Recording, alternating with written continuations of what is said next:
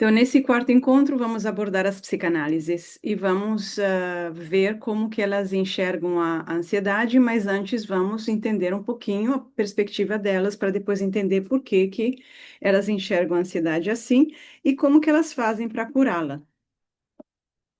Então, vamos começar. Essa é uma introdução. A gente passamos pelas terapias energéticas, né, fora PNL, e voltamos agora para as terapias que têm uma teoria de fundo, uma teoria mais estruturada, né? Então, a gente vai ver, com a psicanálise, a gente entra no âmbito do diálogo, de alguma forma de relação com o inconsciente. E vamos, portanto, ver como é que, a partir dessa relação, conseguimos entender a ansiedade e como vamos tratá-la. Eu vou fechar aqui, só um segundo aqui. Então, a gente viu, né, as terapias que vimos na última aula foram terapias baseadas no conceito de vibração, de energia, de alma, de eu superior, essas coisas. E agora, com a psicanálise de Freud, que é um grande desafio de Freud, ele traz o conflito. A psicanálise fala de conflito. E para Freud, o primeiro conflito é aquele entre o desejo e a realidade. Temos desejos que a realidade impede que satisfaçamos. E, hum, essa frase resume o conceito, os dois princípios dele de prazer e de realidade. A angústia, que é como a psicanálise chama a ansiedade, porque, como vimos lá na primeira aula, a angústia é como se fosse a raiz, né? O que está por baixo do que depois se manifesta como ansiedade. Então, essa ansiedade, a angústia, tem a ver com esse conflito que está dentro da vida psíquica e é geralmente inconsciente, ou seja, nós não sabemos dele, nós sofremos as consequências.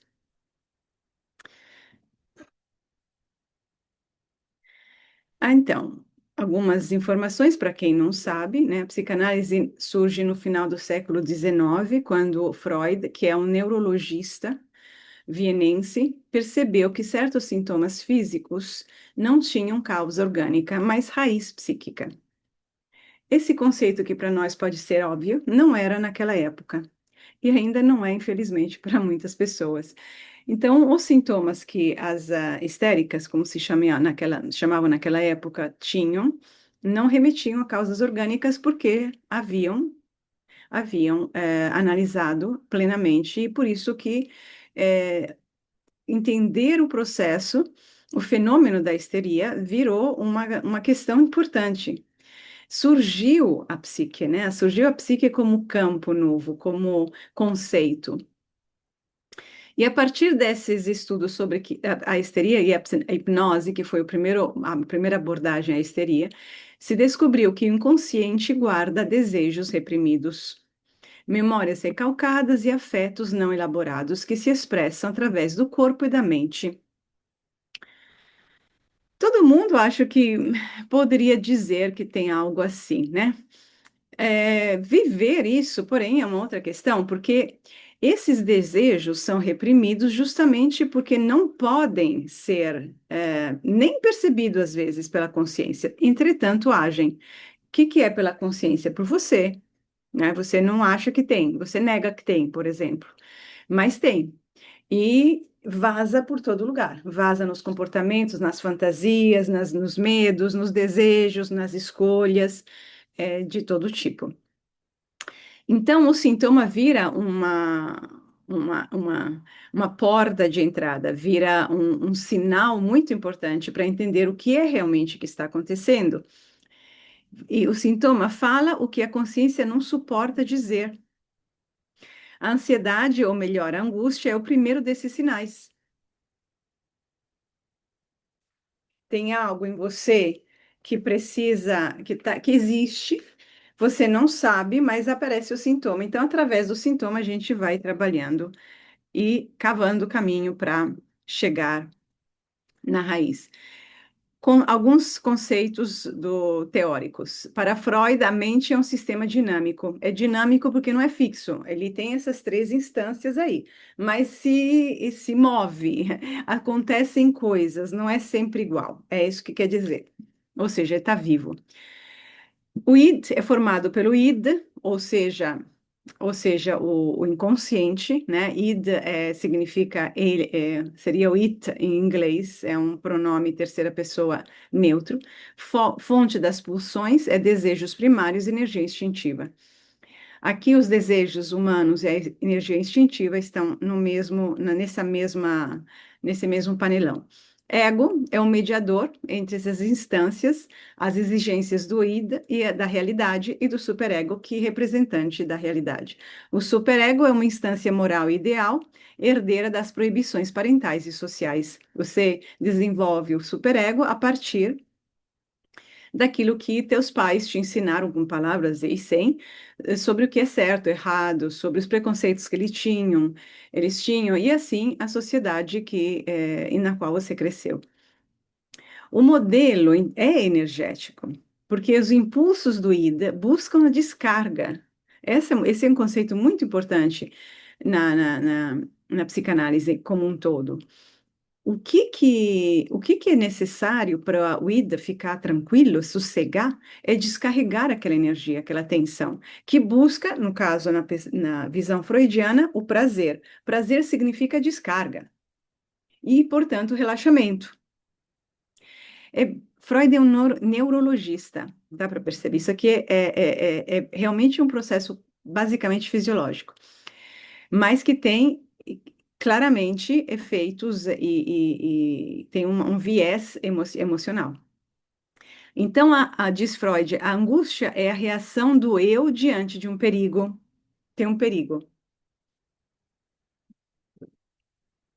Esse perigo não é físico, mas tem um perigo. A primeira teoria de Freud sobre a angústia a descreveu como produto da repressão, claramente.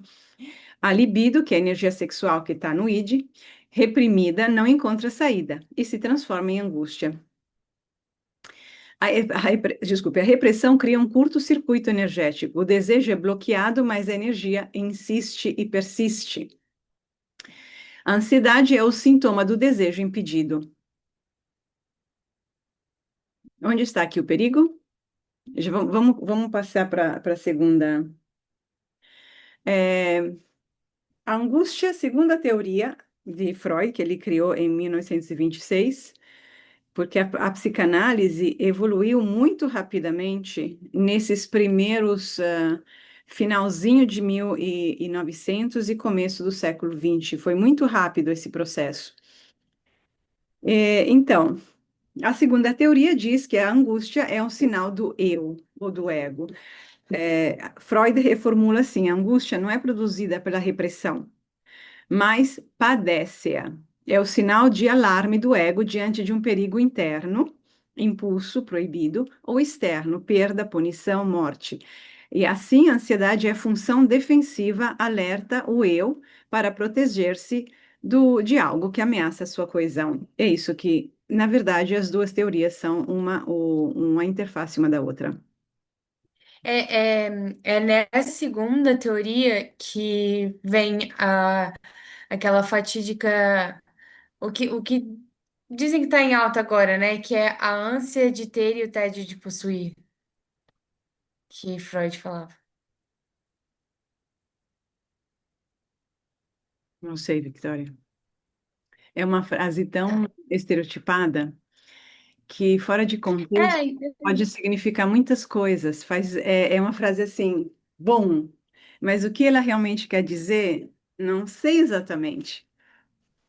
tá. Anteter tédio de Potouet cai muito bem para os nossos tempos, mas Freud não vivia esses tempos. Eu não sei se Freud falou isso. Eu quero saber onde é que está escrito exatamente, em qual livro, qual capítulo, em qual página. Não, não é que Freud falou, é que Ah, como é que fala? É, colocam essa frase. men- enfim, que linkam o conteúdo de Freud a essa frase, basicamente. Mas Então, enfim. mas você tem que perguntar para as pessoas que fazem isso o que que elas querem dizer, porque é uma frase de efeito, uma frase de efeito que faz, dá um efeito. É como comer, tomar espumante, tem as bolinhas, dá um efeito, Victoria, mas não, o que que significa? Aí a pessoa fica com a frase na cabeça não sei, não acho que tem a ver com aquilo que eu estou falando. É, a ânsia de possuir você vê, a gente já está mudando de assunto. Vamos tentar entender o raciocínio aqui e vamos deixar as coisas que a gente lê, frases prontas do Instagram, que é isso que para depois entendê-las, se é que dá para entendê-las ou não, se é que isso ajuda a entendê-las ou não, ou talvez outras coisas ajudem a entendê-las. O desejo aqui não quer dizer desejo de possuir, porque Freud diria desejo de possuir teu pai. Você não tem esse desejo. Quando as pessoas falam desejo de possuir, no ano de 2025, estão falando desejo de possuir um iPhone mais bonito, um mais carro, uma casa maior. Freud nunca pensou nisso. Freud não tinha esse universo, porque esse universo não existia no tempo de Freud. O consumismo, do jeito que existe hoje, não existia no tempo de Freud. Então, essa frase é uma frase dos tempos modernos, que cabe para as pessoas de hoje, porque elas estão querendo ser a partir do ter. Por isso que tem o tédio. Porque o ser, o ter não compensa. Você pode ter, por isso que as pessoas, eu falei isso em algum outro curso, não sei se semana passada, nesse ou no outro, a pessoa quer a pessoa, na verdade, porque é um ser humano, infelizmente para ela, como é um ser humano, ela precisa ser. Mas eu não tenho esse conceito hoje em dia. Ser quer dizer poder expressar sempre mais a própria unicidade. Mas como ela está completamente condicionada e a cabeça dela pensa por slogans, por frases prontas, ela acha que é ter. Ter um carro melhor é ser. Ter um cargo melhor é ser. Ter mais dinheiro na conta do banco é ser. Então ela vai sendo desse jeito. E quando ela tem aquele carro melhor, ela percebe que ainda falta alguma coisa, porque ela está tendo o carro, mas ela não é o carro, e aquele ter o carro lhe dá uma satisfação que depois mingua, não fica com ela. E aí a pessoa quer mais. Então, aquela coisa que a Montefoschi fala sobre que o ser humano, a vocação do ser humano é a transformação constante, é o questionamento, se refere ao ser.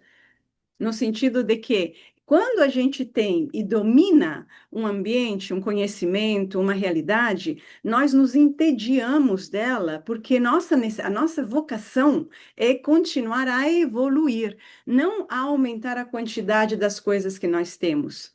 Mas os tempos de hoje, que não são os tempos de Freud, mas nem de longe, não vivem nessa coisa perdida e usam Freud para falar essas frases de efeito né, de algum instituto de formação em psicanálise que, pum, uau, entendeu? Tem que tomar cuidado com aquilo que a gente olha, com aquilo que a gente pensa, com aquilo que a gente bota na cabeça. É como você comer McDonald's todos os dias, 3 vezes por dia. Pegar essas informações e ficar com elas e brincar com elas é como comer McDonald's todo dia. Não vai te alimentar e vai te adoecer, porque vai dirigir o teu pensamento para lugares que não levam a lugar nenhum, que é uma estrada sem saída. Entende? Então, vamos tentar entender aqui, não puxar de coisas de fora, porque aí a gente perde a novidade aqui. E perde entender, isso aqui é Freud mesmo, isso é Freud de verdade. O que eu quero, a angústia é a angústia que surge de quando você tem muita coisa e continua se sentindo é vazio, vazio de vida verdadeira. Mas isso Freud não estava ainda entendendo isso. Freud não tinha essa ideia. Freud, estamos no começo da história aqui da psicanálise. Então, Freud percebe que tem um desejo da pessoa que é indizível, porque dá vergonha, porque a sociedade o proíbe. E esse desejo tem a ver com a sexualidade, que na época já era um negócio monstruoso falar sobre isso. Ele teve muita coragem. E o que Freud viu inicialmente era desejo em relação com a mãe. E de qualquer forma, o desejo virou o prazer virou o motor do humano. E o prazer, o que que significa? Qualquer coisa que leve à descarga emocional. Se você está com muita sede, beber produz a descarga emocional. E você está tranquilo e fisiologicamente e emocionalmente. Estou fazendo tô dando um exemplo bem simplório, mas essa descarga é o prazer, na verdade. É essa descarga. E como essa descarga não pode ser realizada porque a sociedade o impede, e de muitas formas, porque temos horários, temos normas, temos moral, temos pudores, temos condicionamentos, medos e etc. Então, aquele desejo continua dentro de você, ele não vai embora. Não vai embora e vai te influenciar e vai criar uma tensão interna. Daí a importância do conflito na psicanálise, do conceito de conflito. Porque é uma realidade conflituosa. E o que a Montefoschi depois vai dizer, muito tempo depois, é que essa é a normalidade da psique. Então a gente precisa aprender a conviver com ela, em vez de querer buscar constantemente a descarga. Porque não tem uma descarga que vá te colocar em paz completa, só a morte fisicamente, porque espiritualmente continua. Então a gente precisa, na verdade, diz Montefoschi, aprender a lidar com o conflito e aprender a entender que essa é a normalidade. E aí ela transforma o conflito em termos e com uma terminologia muito mais humanamente compreensível e dinâmica e menos assustadora. Mas aqui estamos no começo da conversa. Então, essa pressão do desejo continua estando dentro do eu e provoca, obviamente, uma ansiedade. Você tem um leão atrás da porta e você começa a sentir pequenos rosnados, um movimento, uma inquietação, o que que vai? O eu desse lado de cá da porta vai se sentir ansioso. Então, por um lado, aquela tensão, que é a angústia, está sendo provocada pela impossibilidade de descarregar a tensão. Por outro lado, se a gente olhar pelo ponto de vista do eu, o eu está tentando, se sentindo ameaçado, porque esse leão é muito mais forte do que ele. Ou seja, o desejo não é uma coisa específica. Desejo um iPhone Pro. Não é específico, é uma voracidade. E o eu tem medo. Então, ele transforma a angústia, vira um sinal de alarme, ou seja, tem alguma coisa atrás da porta, e essa porta não é tão sólida assim. Tem quatro tipos de angústias para Freud. Primeiro, a angústia realista, tem medos de perigos externos. Tem a moral, o medo da reprovação, de fazer uma coisa moralmente inaceitável, e, em primeiro lugar, a reprovação vem do superego, ou seja, de si mesmos. Tem a angústia neurótica, medo de impulsos internos, que é isso que eu acabei de descrever. E essas três dimensões coexistem e sua interação definem a ansiedade o perfil de ansiedade, não tem quatro, desculpem, o quarto ponto, da ansiedade do sujeito. O medo tem um objeto, a angústia é o próprio medo sem nome. É isso, é perfeito, o próprio medo sem nome, porque você não sabe o que tem do outro lado.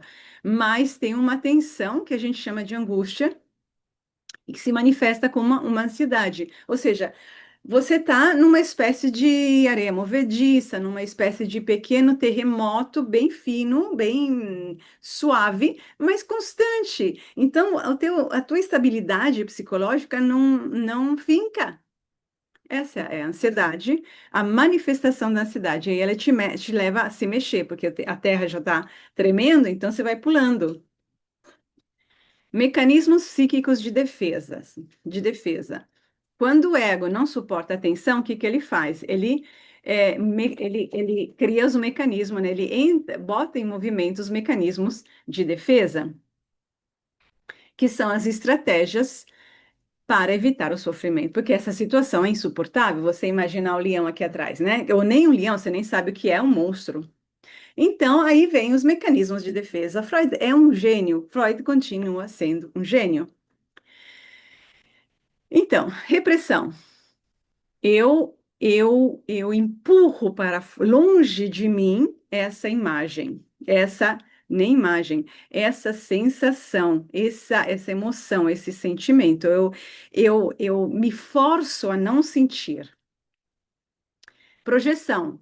Não, não tem nada atrás da porta. Não, não.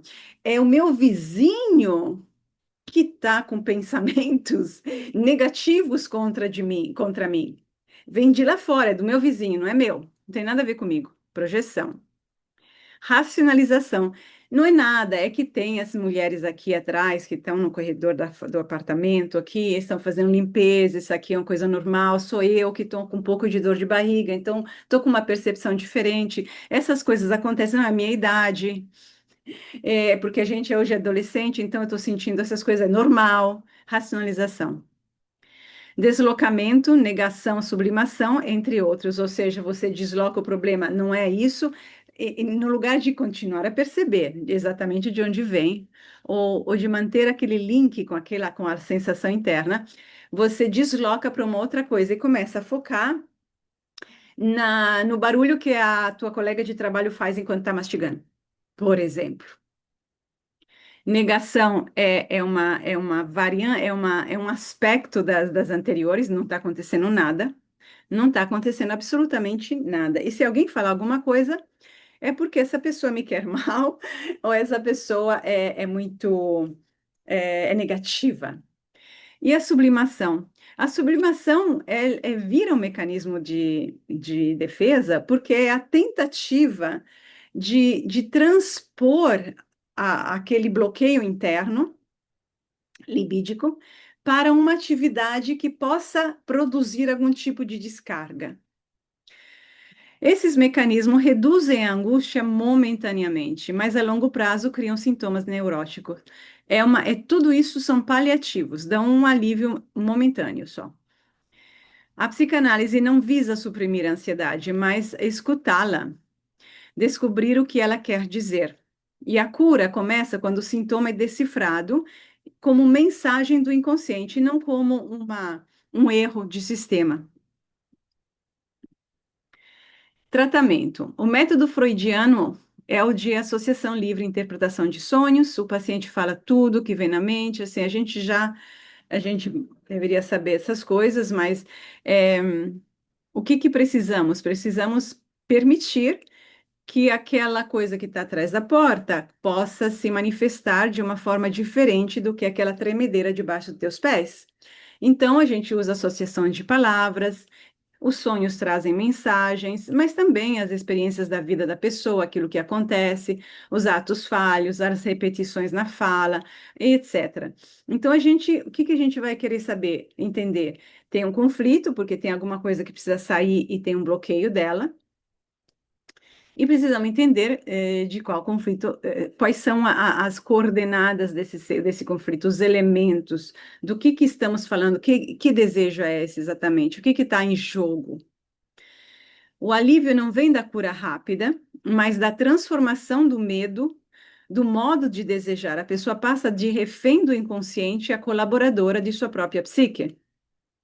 Onde estava o ida, deve advir o ego. E essa é uma frase realmente de Freud, que é a mesma coisa que dizer a psicanálise é trazer para a consciência o inconsciente. O que é inconsciente e que está pressionando, qualquer coisa que está pressionando a consciência, da qual a consciência não consegue entender o que é e não consegue verbalizar, etc., produz um problema.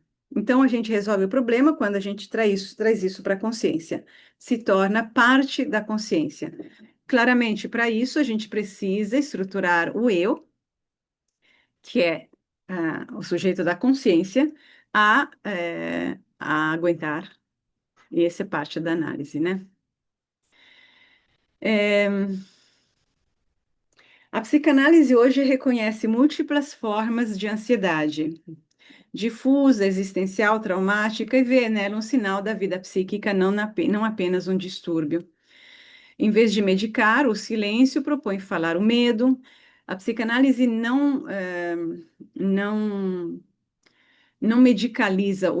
Uma das características da psicanálise é ver a vida psíquica como um campo desafiador e um campo, porém, vivo, que a gente precisa compreender e não calar.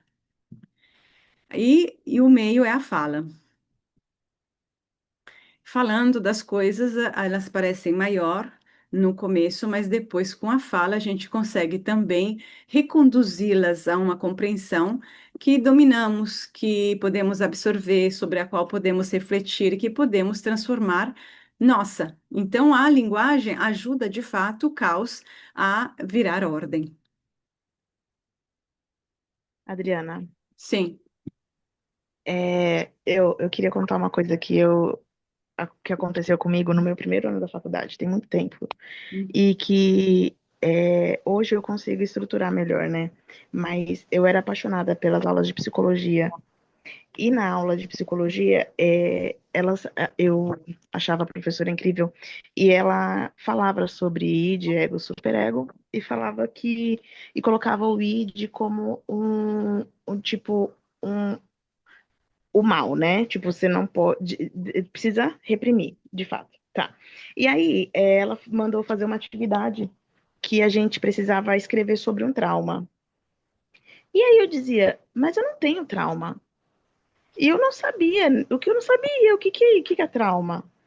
E tá bom, eu sei que daí, cavando muito, aconteceram algumas coisas e eu escrevi sobre. Foi a primeira vez que eu reconheci um trauma dentro de mim. Eu escrevi sobre a morte do meu melhor amigo na infância, a gente tinha 8 e 9 anos. E tudo que eu escrevi, eu não sabia de onde estava vindo. E para mim foi tanta surpresa escrever tudo aquilo que eu fui perguntar para minha mãe se de fato era aquilo mesmo.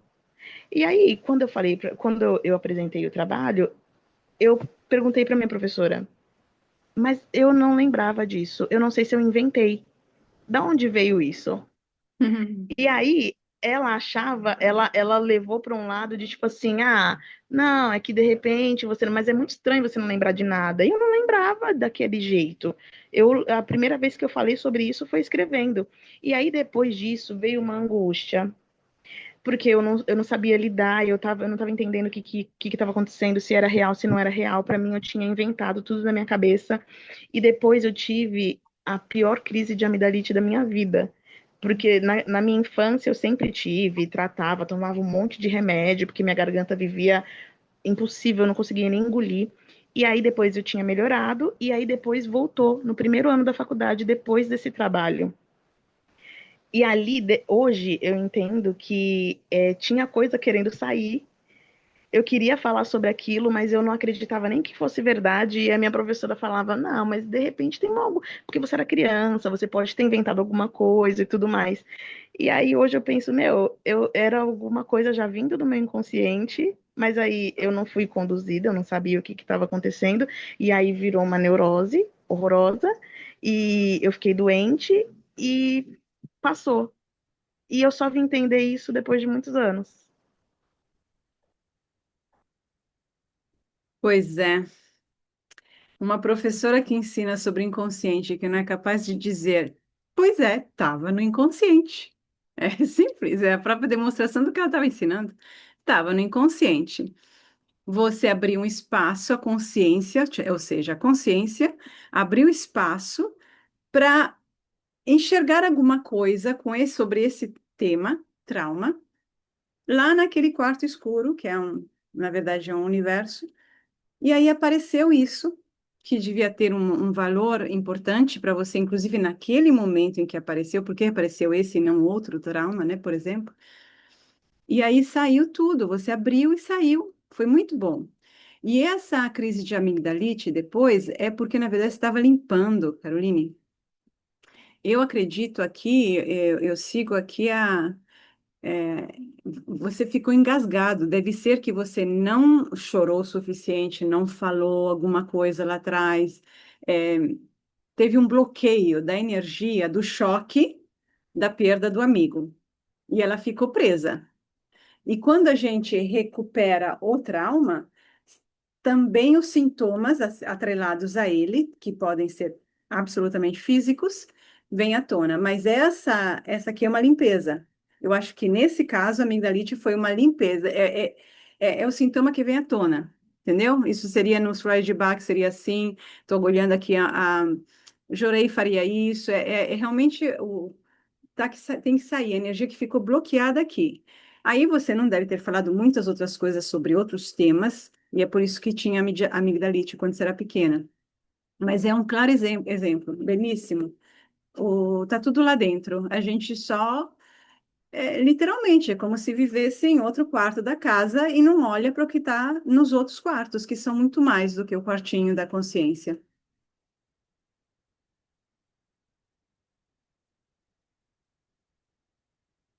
Algo mais?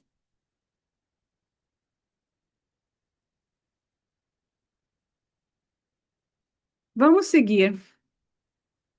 Lacaniana.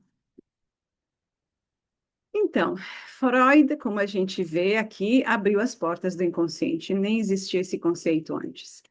Lacan atravessou as portas e mostrou que por trás de cada angústia há um furo da linguagem, um vazio que a palavra tenta e não consegue preencher. Lacan é um francês, na verdade, Jung é mais velho, nasceu antes, mas eu o coloquei aqui porque ele é um pós-junguiano. E hoje a psicanálise freudiana barra lacaniana é a mais conhecida e praticada.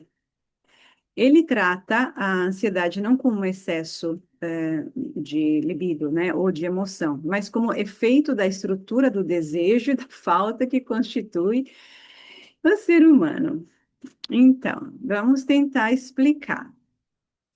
Para Freud, para Lacan, pegando o gancho da questão que a gente já acabou de ver sobre a importância da linguagem, porque a psicanálise é uma terapia da fala.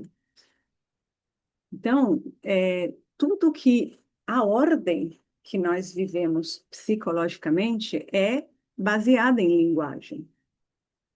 Isso gera uma estrutura, e o inconsciente se apresenta assim também para nós. Nós falamos sobre nossos sintomas, por exemplo, as emoções ganham quando conseguem entrar nessa estrutura, linguagem. Agora,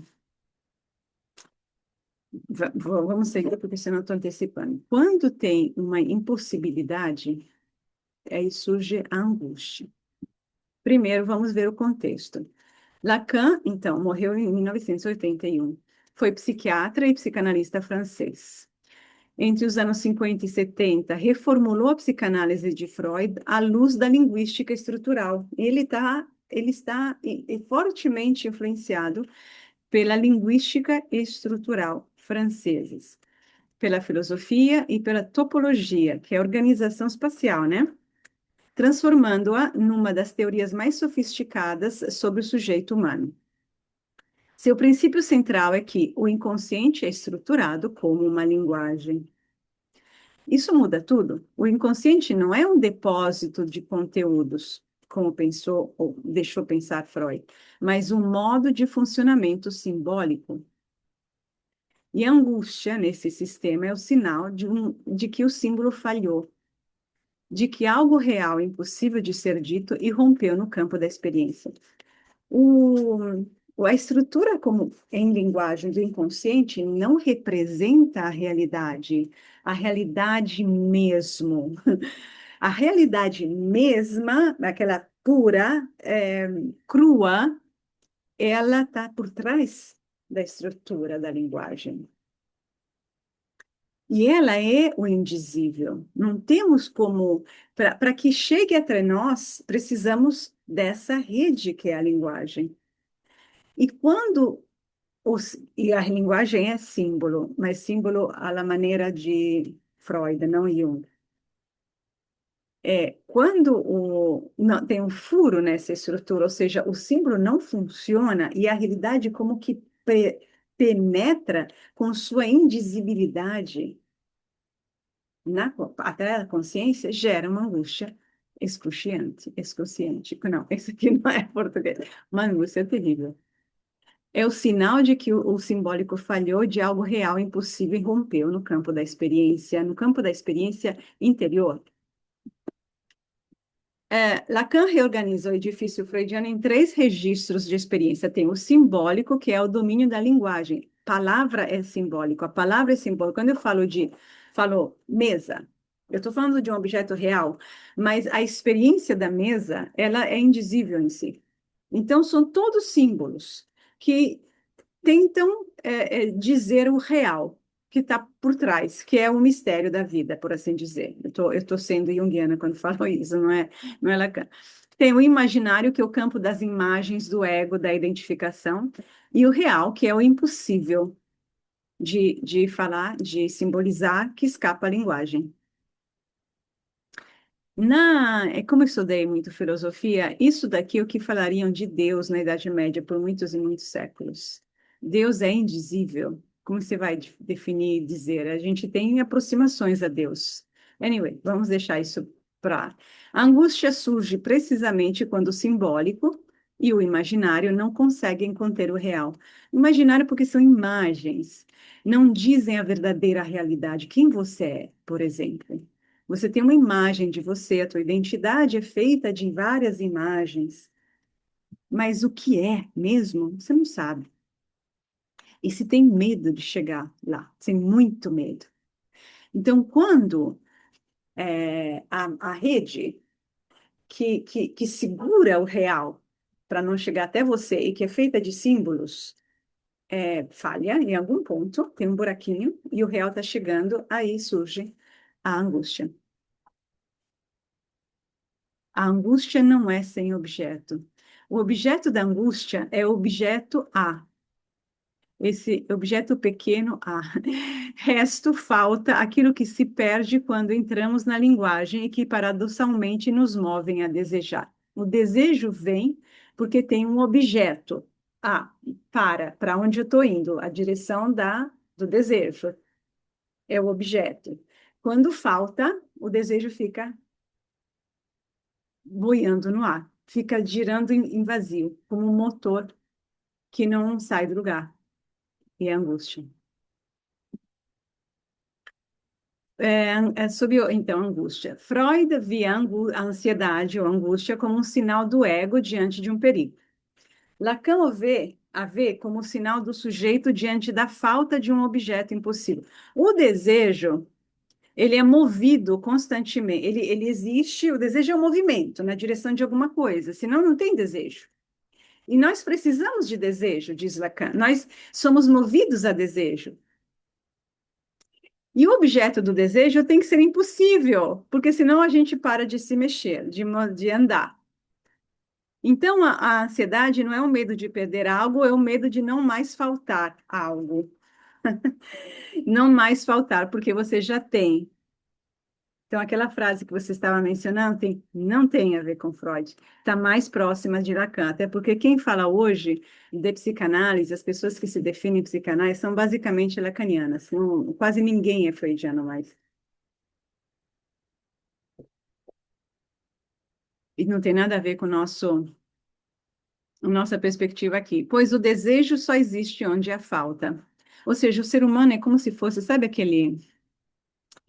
a história do burro e da cenoura? Não sei, na Itália se usa muito isso, né? O burro recebe a paulada porque ele tem uma cenoura pendurada na cabeça dele, ele tenta alcançar a cenoura, por isso ele continua andando. Assim é o ser humano.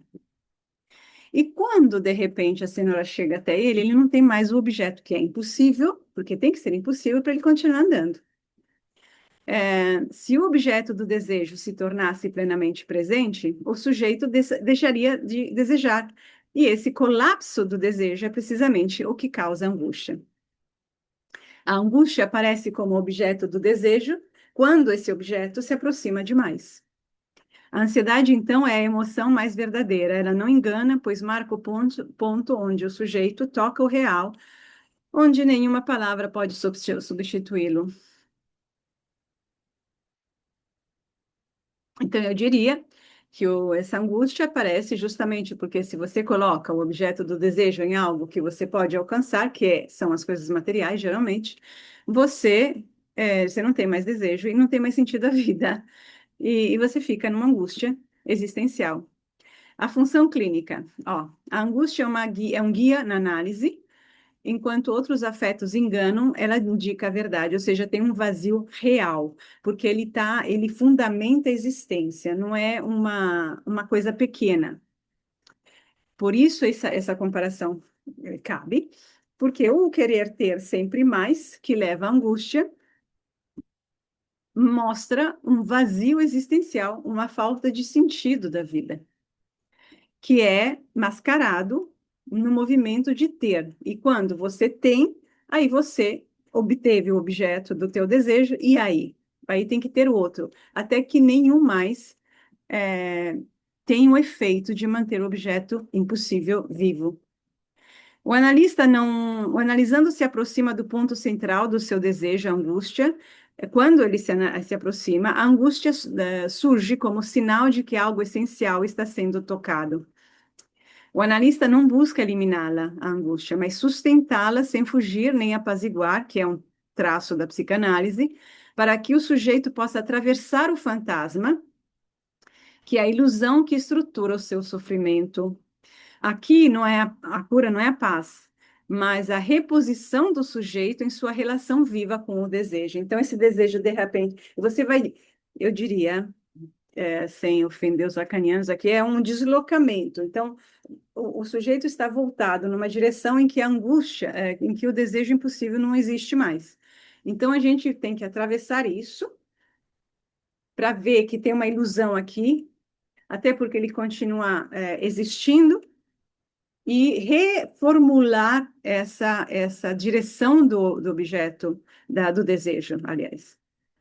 Em vez de adaptar o indivíduo à norma, Lacan propõe desalinear o sujeito do seu próprio gozo, o desejo. Gozo é uma palavra lacaniana, da psicanálise lacaniana e só. Então, o gozo é o desejo, é o prazer no sentido, não, é o completamento do desejo, né? Seguimos. Mecanismos e conceitos-chave. Desejo. Nunca se te satisfaz plenamente, nasce da falta e se move em torno dela. Gozo, jouissance, em francês. Prazer que transborda o limite do prazer, prazer que dói.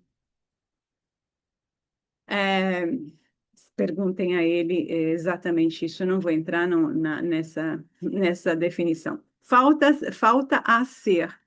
Condição estrutural do sujeito. O sujeito nunca é completamente, ou seja, ele nunca chegou completamente, pois que nós somos seres de falta, não de plenitude. É uma forma de dizer que o ser humano tende constantemente a evoluir. É uma versão, na minha opinião. Objeto A, ou seja, o resto que é inassimilável, a causa do desejo, mas impossível de o possuir.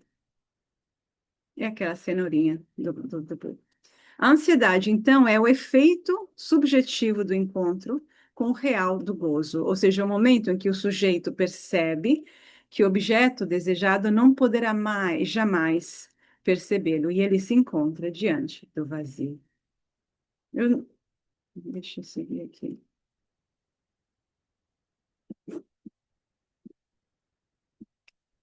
A análise na psicanálise lacaniana é uma experiência de linguagem e de silêncio. O psicanalista pode ficar em silêncio, inclusive pode terminar a sessão depois de 20 minutos ou ficar 1 hora e meia. O analista não conforta nem explica, ele fura o discurso, ele desarticula as defesas simbólicas, devolve as palavras dos sujeitos com cortes precisos, etc. A meta é que o sujeito descubra sua própria posição no desejo.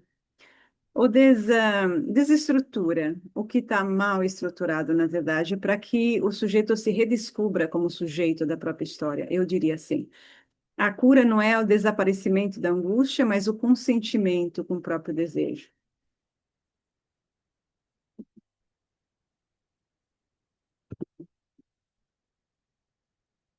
Então, o oposto da ansiedade não é calma, mas o desejo reconhecido. Ansioso é aquele que deseja sem saber o que deseja, movido por uma falta que não tem nome. Quando o desejo se clarifica, a angústia se transforma em impulso criativo, em força simbólica, em movimento de vida. É,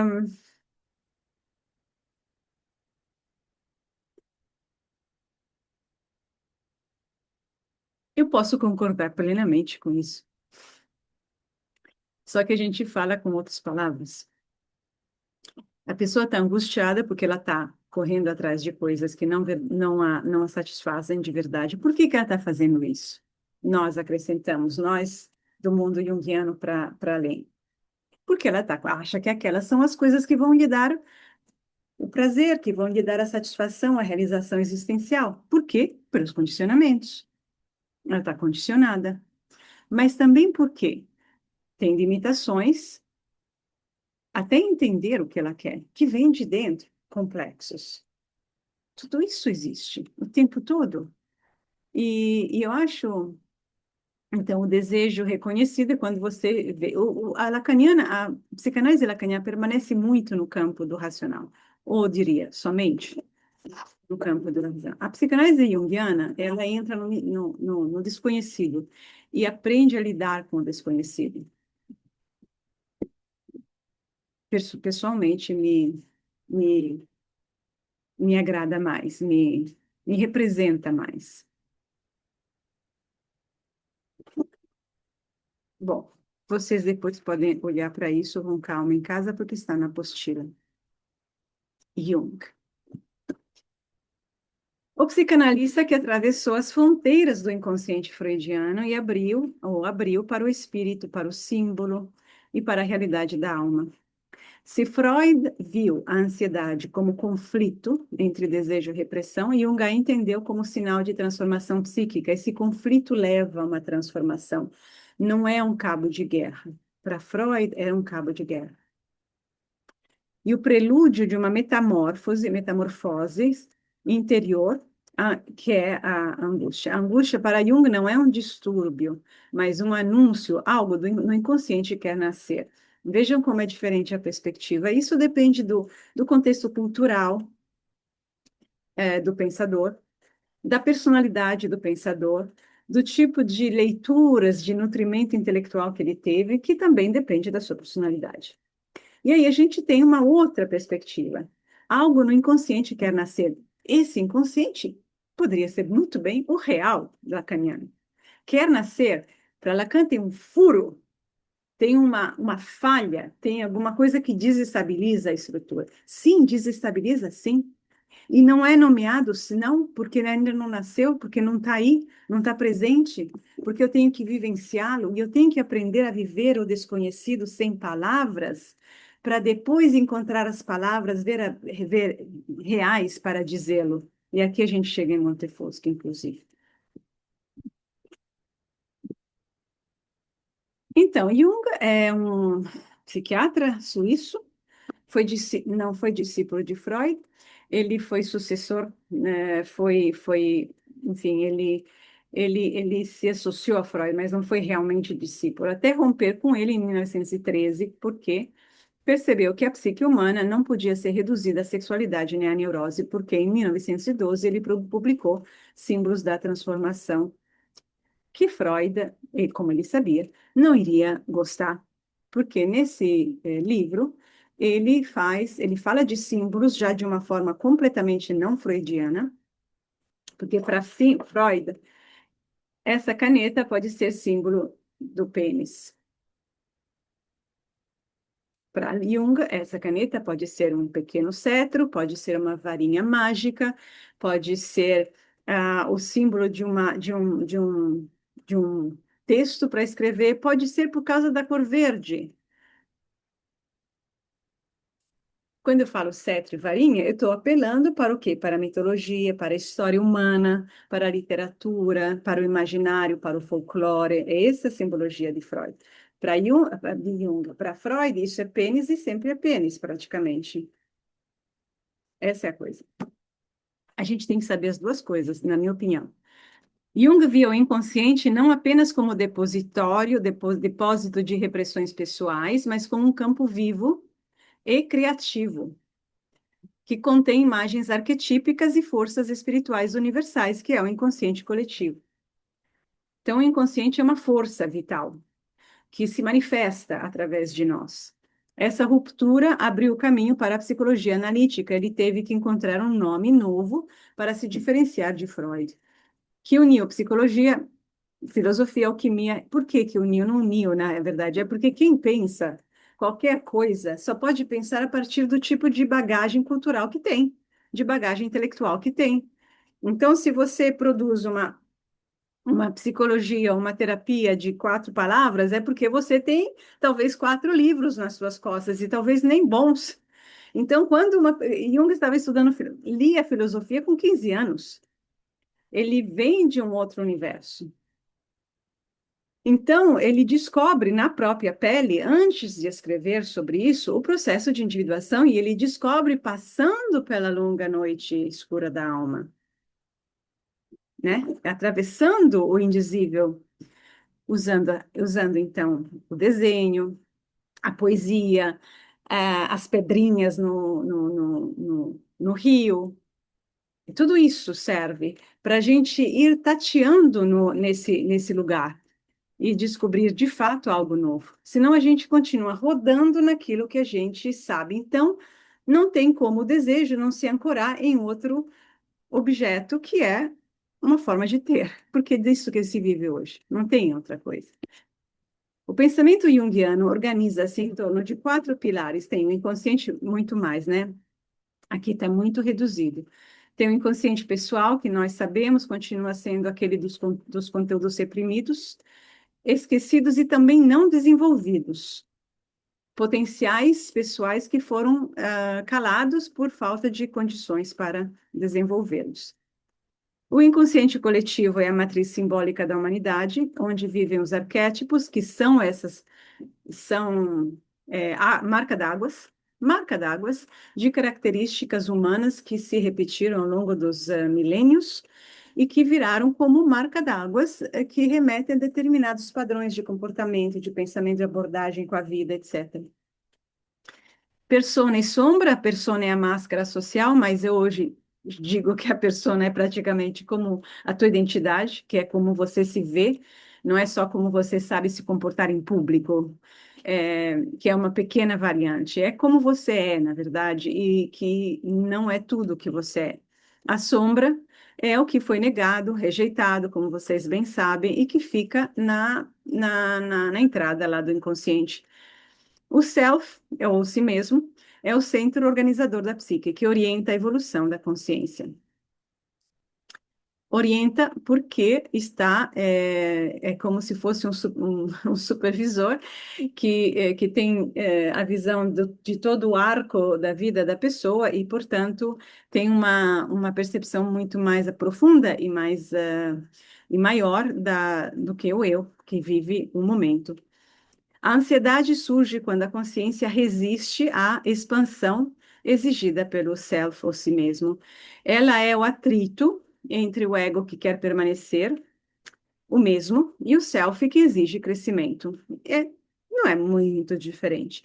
Temos um conflito, novamente, entre aqui, só que aqui o desejo de Freud, do qual falava Freud, é uma exigência do si mesmo, ou seja, da tua totalidade, que busca, que visa aquele processo evolutivo ou de crescimento. Jung não fala evolutivo, é Montefoschi que fala. E tem um atrito. Por quê? Porque o eu quer permanecer naquele lugar que ocupa. Por quê? Porque é mais cômodo. A ansiedade é o fogo que queima o ego para forjar a alma. Frase poética. Para Jung, a ansiedade é a energia psíquica bloqueada, né? Quando o conteúdo inconsciente tenta emergir, um novo sentido, uma verdade, uma força criativa, novas decisões até a ser tomadas, o ego teme perder o controle, porque ele vai perder o controle, porque se ele está aqui, governando esse pequeno mundo dele de agora, de hoje, porque o ego está sempre no aqui e no agora. E vem uma coisa nova, essa coisa nova obriga a fazer espaço para o novo, a mudar as prioridades, talvez, às vezes mais, às vezes menos, e redirecionar a própria energia e a própria visão das coisas. Isso é uma perda de controle. Esse conflito de opostos, que é consciência versus inconsciente, gera tensão e angústia. E a angústia, claro, vamos dizer, aumenta na medida em que o ego tá muito apegado a isso aqui, e quanto mais ele ficar apegado a essa estrutura limitada, e ainda mais o tempo passa, a necessidade, a exigência de desenvolvimento de novos conteúdos pressiona sempre mais, então a angústia vai crescendo, e é bem representada pelo tsunami dos sonhos. Nenhum nascimento de consciência ocorre sem dor. Isso aí, esse é Jung e é todos nós. A ansiedade é o presságio de uma metamorfose. Ela indica que algo no inconsciente está pedindo integração.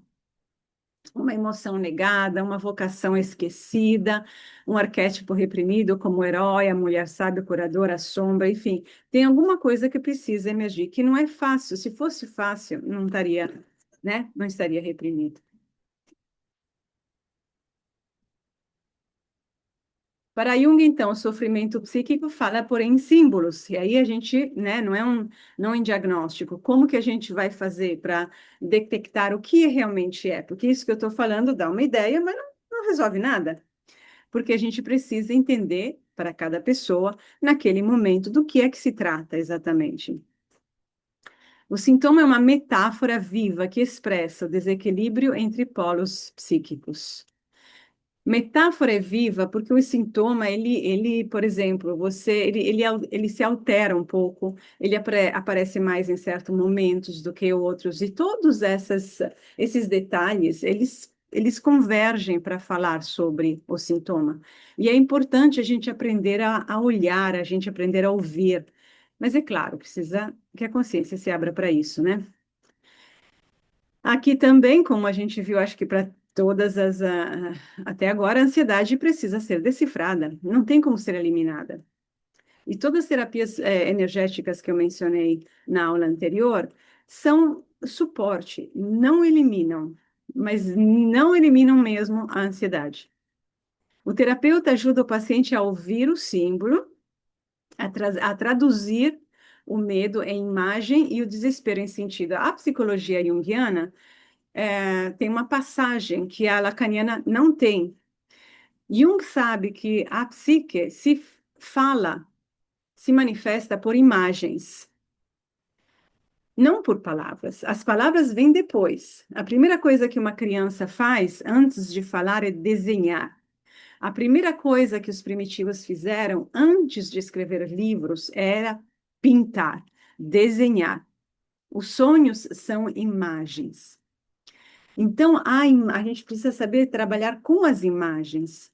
A palavra vem muito depois, e a palavra depende do contexto cultural, depende já de toda uma estrutura humana que nasceu daquele, como Jung diria, do ventre materno primordial. E é para ele que precisamos voltar para realmente renovar a vida, senão a gente fica mudando, como eu digo, de mobília na casa, comprando outro, jogando fora, mas é já tudo pronto. O terapeuta, então, ajuda. A alma fala por imagens, quando a mente escuta, o sofrimento se transforma em sabedoria. A mente, a mente fala por palavras, e conseguir calar as palavras, abrir espaço para uma imagem entrar sem ser estuprada por conhecimentos já dados pela mesma repetição, mesmo café requentado, é o grande desafio de uma análise junguiana, de uma verdadeira psicanálise, porque isso é psicanálise. É isso é trazer o inconsciente para a consciência. Porque se eu vou pegar o conteúdo inconsciente e colocar já nas palavras que eu tenho, eu estou na estrutura, não é só a palavra, é a estrutura de frase, de significado que eu tenho, eu não encontrei nada de novo. O trabalho analítico junguiano visa integrar os conteúdos inconscientes à consciência, psicanálise, Freud, ampliando o self, ampliando a tua personalidade, permitindo o desenvolvimento da personalidade. Isso se faz por análise dos sonhos, atividade criativa, imaginação ativa, dar forma artística ao inconsciente, diálogo com os arquétipos, vivência espiritual e simbólica, e muita conversa e muita análise mesmo do que a gente sente. A cura é vista como tornar-se inteiro, não perfeito, um conceito muito importante. Jung é contra a perfeição, porque perfeição significa neurose. Jung, como vê a energética, a energia psíquica como uma quantidade finita de energia, como a gente estudou no Básico 1, significa que se eu colocar toda a minha energia num objetivo, para me tornar extremamente perfeito nele, obviamente eu vou ter menos energia para fazer outras coisas que talvez me dão um suporte ou que representam a mim mesmo. E é claro que para você realizar qualquer coisa na vida, você tem que investir muita energia, mas quando a gente visa a perfeição, a gente acaba perdendo a medida. A gente acaba entrando num transe. Então, a completude, como ele chama, o ser inteiro, significa poder cuidar dos outros aspectos de você também, porque o objetivo é essa inteireza, essa completude, que é o que realmente evolve, que te faz evoluir. Não curamos os sintomas, na verdade, o sintoma nos cura, e a Montefoschi vai explicar muito bem esse conceito. Bom, essa aqui é a dupla. Ué, imagina, tá duplo. A crise de ansiedade é um chamado do self. Mas tudo é um chamado do self, na verdade, né? Do si mesmo. O sofrimento sinaliza que o ego está fixado em uma forma antiga de ser. E é tão comum isso, né? Que precisa morrer para que algo maior nasça. Mas quando você está lá no ego, porque cada um está no ego, né? Não está em algum outro lugar. Você sente que tem uma necessidade, mas isso dá medo. Esse medo, muitas vezes, é difícil até de explicitar. Ele é difícil de reconhecer, de perceber. Quanto menos é percebido, maior ele é para a consciência. Essa é a proporção. Então, o que que a gente faz é aprender a escutar a mensagem do inconsciente, mas é claro que para isso o analista tem que ser capaz de sustentar a própria angústia, né? O medo do desconhecido em si, porque o analista vai perceber a angústia do outro quando se depara com algo extremamente desestabilizador. O uso de comparações é para vocês entenderem que para o ego, o que é muito, muito desestabilizador, não quer dizer que seja objetivamente desestabilizador, até porque não existe objetivamente, mas que seja tão desestabilizador para outra pessoa, por exemplo. É a perspectiva do ego que a gente tem que entender, ou seja, da pessoa, para entender por que que para ela aquilo que a gente talvez como analista começa a perceber que o que é, para ela parece algo assim impossível, até de olhar, até de reconhecer o quanto de medo tem. Esse é parte do nosso trabalho. E aqui vamos para as integrações. Alguém quer comentar alguma coisa?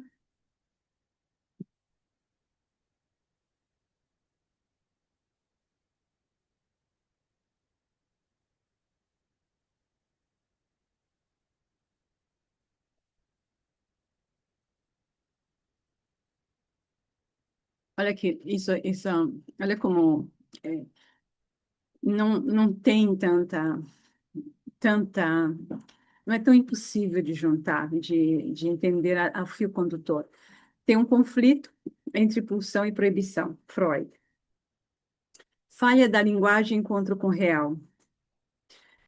Ou seja, tem algo que não tem palavras para dizer, porque encontramos, isso é o furo. Algo indizível penetrou no campo do normal, no fundo, né? Do que é linguisticamente verbalizável, que se fala, portanto, algo que faz parte já do nosso vocabulário. Algo entrou. Esse é o inconsciente, mas o inconsciente verdadeiro, né? Não essa estrutura aqui da linguagem. Ele entra, é a vida, é a vida. Fique olhando nos olhos de um animal e se abrindo para o animal, não com as suas fábulas na cabeça. Fica olhando, fica entrando. Ou num gato, um cachorro, entra. Isso é o real. Isso é o indizível. Quem é aquela criatura? A gente tem ideias, a gente constrói coisa, o fofinho, não sei o quê, que bonitinho. Tudo isso é humano, é uma construção, é uma estrutura que amortiza o efeito da pancada, que é se deparar com a vida real. Mas aquela coisa que você pode, por acaso, enxergar nos olhos do teu gato, tem em você também. Me dá pavor. Eu entendo, Lacan. É só que eu gosto de entrar lá. E tem modo de entrar lá. É que Lacan é um francês, estudou Saussure, estudou linguística, e ele pegou o discurso de Freud por esse viés. Agora, em Jung, olha só, o conflito entre ego e self, porque aqui agora já não é mais um embate quase impessoal, porque até então o embate quase impessoal acontece, tem um defeito do sistema. Em Jung já entra a identidade da pessoa. Ela está opondo resistência, só que ela não sabe bem o quanto, mas tem uma resistência contra o quê? Não uma pulsão, uma maluquice, ou não sei o quê. Tem uma resistência contra o processo de crescimento dela mesma. Porque é como se tivesse ela fosse ela é um operário, como se fosse que diria isso, era um operário e tem o administrador da empresa. Então, nós temos um objetivo. O que que você está fazendo aí? O que você está perdendo tempo aí? Caminha, vamos, vamos. Mas aí o ego já criou a sua casinha. Já tem o sofazinho, já está a TV lá acesa, já tem o futebol. Ele não está querendo fazer outras coisas. Boa sorte. Ai, meu Deus, desculpe. E eu quis colocar Hillman, eu gosto de Hillman. Hillman é um americano, estamos em outro mundo. É um americano, mas um americano bem diferente da cultura americana, porque ele é um introvertido, ele é, ele é literalmente um platônico. Ele é um platônico, ele deve ter sido da escola platônica, ou Platão mesmo, não sei. Ele é tipicamente uma perspectiva platônica. Ele pensa em alma do mundo, que é um conceito platônico, um conceito de toda a cultura antiga, renascimental. Ele pensa ele se apaixonou, vou dizer assim, em palavras minhas, pelos arquétipos. Ele que faz ele tira assim, cria uma linha de continuidade direta com os deuses. Deuses como arquétipos, ele praticamente traz de volta todo o panteão. Ele aplaude uma psique politeísta, ele condena o monoteísmo psíquico. Porque é o monoteísmo psíquico que Freud tem e Lacan celebra, que é a causa das doenças. Diz Hillman, os deuses negados, reprimidos, viraram doenças. A linguagem da psique é a imaginação, porque a imagem é a linguagem da psique. Então, quando a gente trabalha com imaginação, que é o mesmo conceito que Woolgar tem, que na verdade toda a psicologia junguiana, imaginação não é uma invenção. As fantasias, Jung às vezes usa fantasia também como imaginação, mas a fantasia mesmo é aquele fantasiar, né, de uma pessoa imaginando coisa e tudo, viajando na maionese. Mas o processo da imaginação, o verdadeiro, é espontâneo, porque é a psique falando sozinha, ela por si própria, quero dizer. Para ele, a ansiedade não é algo a ser curado, mas uma forma de imaginação em movimento, uma emoção que revela o modo como a alma sofre o mundo. Não só o mundo, mas é a alma, o sujeito, em Lacan, desculpem, em Hillman. Hillman foi analista junguiano formado no Instituto de Carl Gustav Jung, em Zurigue, mas rompeu com a tradição ortodoxa ao perceber que o próprio campo da psicologia tinha se tornado demasiado literal, racional e espiritualizado, que é a tendência, né? Ou seja, entra na racionalização, e aí, para compensar na espiritualidade, e falta aquele meio de campo. Aquele meio de campo é a alma, aquele meio de campo é a imagem, e está populada por deuses, arquétipos. Ele fundou nos anos 70 a psicologia arquetípica, um movimento que devolveu à alma seu idioma natural, que é o mito, o símbolo e a imaginação poética. Não temos uma alma, somos alma, disse Hillman. E essa é uma frase dele e ecoa uma frase que Jung disse, que não sei se nós temos uma alma ou se a alma nos tem. Onde está a alma como psique? Sua psicologia estética, plural e polifônica, recusa a ideia de um self unificado e propõe que a psique é composta por múltiplas figuras arquetípicas, deuses, imagens, vozes, afetos, dramas. Então, três pilares da psicologia: a alma como meio, não como substância. A alma não é uma entidade, mas uma perspectiva, a maneira como olhamos o mundo com profundidade, emoção e imaginação. A primazia das imagens. Tudo na alma se expressa por imagens. Isso Jung falava.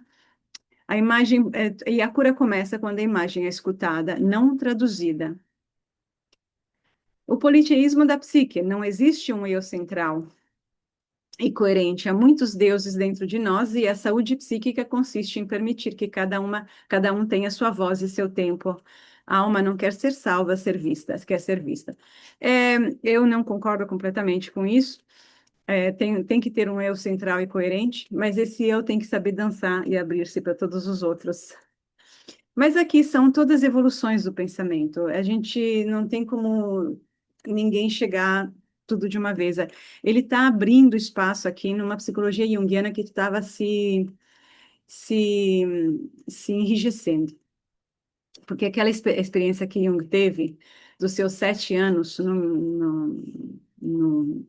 na viagem no mundo, no reino das mães, como ele a chamou, ninguém, não é muita gente que fez. E por isso que ele dizia que, graças a Deus, eu sou Jung e não sou junguiano. Hillman recusa a ideia de ansiedade como distúrbio. Para ele, é um modo da alma falar de sua profundidade, um afeto que revela nossa sensibilidade diante da existência. Ele tem vários aspectos de Hillman muito importantes. Ele é sensível, mais sutil. A ansiedade não precisa ser suprimida, mas imaginada. Ou seja, qual Deus está se movendo em mim quando sinto isso? Eu diria assim, isso aqui é uma frase um pouco de efeito, mas eu diria assim, traduza em imagem essa sensação. Se você tiver capacidade de parar um minuto perto dela e olhar para ela, que já pode ser fruto de um caminho analítico. Mas uma hora você precisa poder traduzi-la em imagem. Só depois dá para falar. A imagem é penumbra e a linguagem é holofote. Então, antes de chegar na clareza da linguagem, a gente precisa passar pela penumbra da imagem. A ansiedade pode ser a presença de Hermes, a inquietude, o movimento incessante. Eu não vou entrar aqui porque eu acho que, dito assim, parece um pouco a vulnerabilidade de Afrodite, o desejo, mas tem que entender melhor, senão parece desvia a compreensão. Cada emoção é um rosto do divino. A cura não é matar o sintoma, mas ampliar a sua metáfora, e que é também um método junguiano. Mas quando ele fala em deuses, em politeísmo, é entender qual força se move.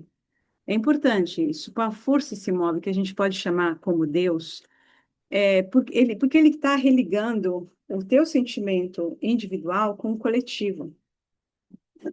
Hillman dizia que a alma chora as dores do mundo. Ela sente as dores do mundo. A gente não está separado do mundo. E, portanto, precisamos encontrar esse canal para entender a nossa angústia. A ansiedade, nesse olhar, protege o mistério. É o afeto que nos impede de viver na superfície.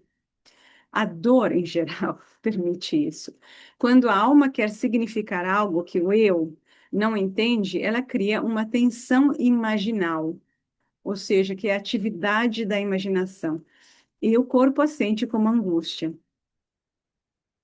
Porque o ego não entende, mas ele pode entender perfeitamente. O erro da psicologia moderna, diz Hillman, é tentar curar a dor com rapidez, em vez de mergulhar nela como em um mito pessoal. É Hillman que escreveu o famoso livro em 1999, 100 anos de psicoterapia e o mundo está cada vez pior.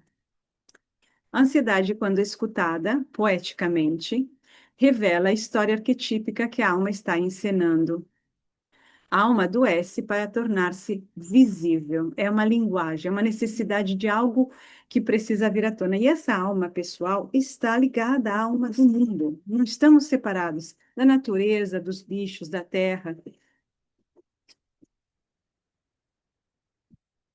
A terapia arquetípica não busca normalidade, mas busca profundidade. O terapeuta colabora com a alma, que é o que também aqui a gente deveria fazer. Ele convida o paciente a entrar em diálogo com imagens que emergem sem pressa de interpretá-la. Não falo isso o tempo todo, é isso. A meta é imaginar mais, não compreender menos. Porque a compreensão vem depois. Quanto mais se imagina, mais o sofrimento encontra forma, voz e beleza. A tarefa da terapia é devolver o sofrimento à sua dignidade imaginativa, não como um lixo que você tem que remover da tua vida, porque você não vai conseguir removê-lo. Boa sorte com isso também. A ansiedade, assim, é reintroduzida no tecido simbólico da vida. Deixa de ser um erro e torna-se um estilo, linguagem, um destino, uma sensibilidade diante do mundo, uma linguagem para te dizer alguma coisa que você precisa entender. É uma abordagem completamente, e é muito feminina, inclusive, né? Totalmente diferente da psicanálise tradicional, de muitas da psicologia.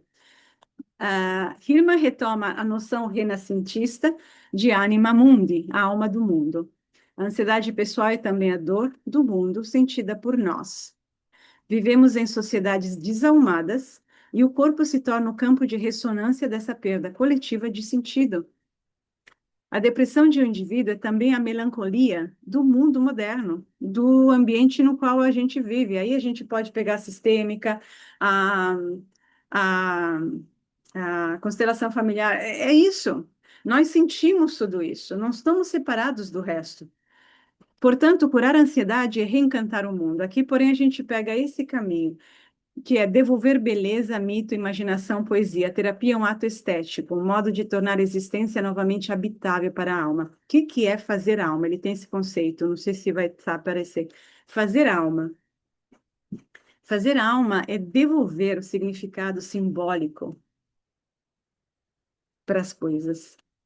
É parar e estar com a coisa, com a experiência, e lhe dar um conteúdo, lhe dar uma beleza, mas não é artificial. É o que significa aquilo, aquilo é o momento da existência, inclusive da tua.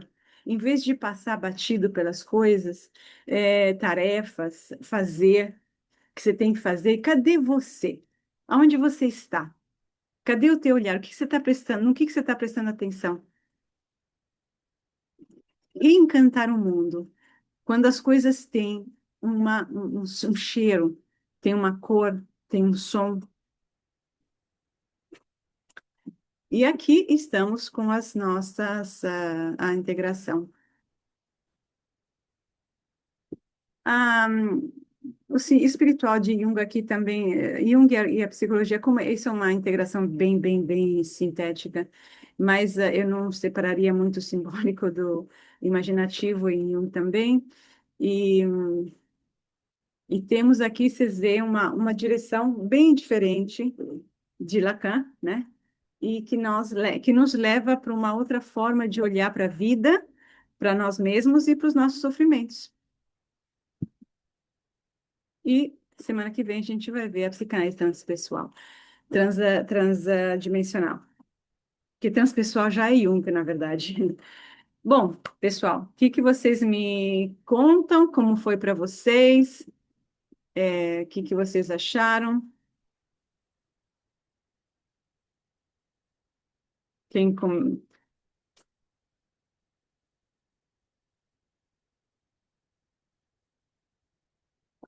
Eu pensei em 798 coisas ao mesmo tempo. Eu não consigo dizer.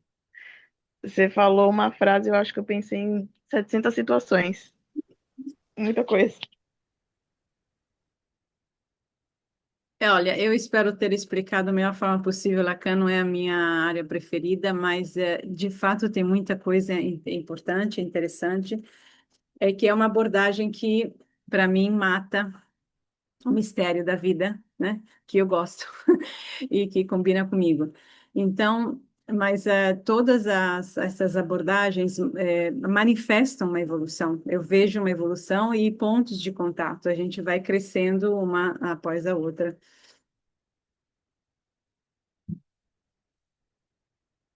Sugiro que dêem uma olhada na apostila, façam anotações e talvez tenham perguntas, surjam perguntas que a gente pode discutir na semana que vem. Eu acho que seria bom na semana que vem fazer um apanhado geral, uma reflexão geral, para depois a gente passar, finalizar. Tá bom? Eu, eu posso fazer uma pergunta sobre o que você falou para a Caroline, a hora que ela falou do sintoma, do que aconteceu com ela, e ela falou que ela começou a escrever e sentiu teve problema da amidalita. Aí você disse, pelo menos foi isso que eu entendi, que quando a gente recupera o trauma, quando a gente lembra do trauma, o sintoma que estava preso nele vem junto.